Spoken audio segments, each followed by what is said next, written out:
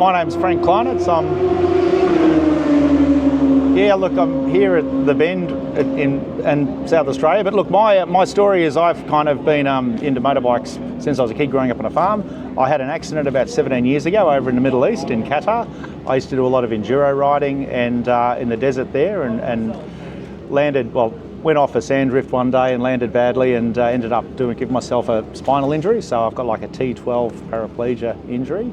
And, at the time, everyone thought I had the surgery over there, come back to Australia for rehab, and I've been back in Australia since pretty much. But I thought I'd have to sell the bikes, but I thought, well, I could bring them home, keep them, put them in a shed, and then gradually I kind of converted a couple. So I've got obviously a quad bike on a little farm, I'll use that. But then I've looked on YouTube and found a guy in America that had done a bit of conversion on a sports bike. So I spoke to the local bike shop, described a couple of the bikes, and he said, well, if you can get the bits, this is the bike to convert. I had the Honda RC51, which is in Australia the SP1, which is a great super bike, and I used to do track days at LaSalle with it. So it was great to be able to bring it back to Australia and then get it converted. And so Trevor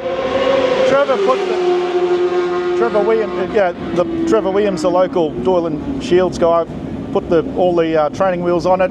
We put a Clictronic gear changer on it. So we've got a solenoid operated gear changer with a button for red, green button here, green for fast, red for downshifting, and a Clake clutch brake. And that sort of operates the clutch, and then if you pull it in further, it's clutch and rear brake, which I think in hindsight I'd probably better off with a 2-lever one so you can operate the rear brake independently.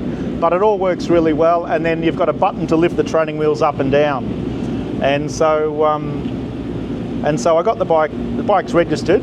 I've got a license. They never took that off me, which is probably good because I had the accident overseas. So this is my accessible bike, and it's great on a racetrack. But you do take it on the roads for some road trips up in the country as well. And it goes beautifully in the bends. It's fun. I tend to go out with a group of friends because you need at least a couple of people with you ideally if you fall over, and you don't tend to come off. What happens is stopping and starting, things can go wrong. And so classically, if you're coming up to a T intersection, you've got to plan your stop, and it takes about a second for the wheels to come down, which isn't a lot of time, but it's a long time if you've got to stop in a rush. And so I plan the stops and starts, and you don't want to stop on a camber, because if you stop on a camber, it's a fixed geometry, the thing can tip over a bit. But yeah, we've done some great riding up through the Snowy Mountains and Great Alpine Road, Jindabyne, Bega, some great roads up around there, as well as East Gippsland where I'm from. Fantastic. It looks great on the road. You're doing all right out there, that's for sure. No, thanks, Graham. I mean, I'm not here to set any records. I'm just happy being out there, Great, mate. You're very inspiring, and thank you very much for your time today. No worries. Hope that bit of a summary. Yeah, yes, no worries. All good. Good on you. Thanks. But I saw a road beyond the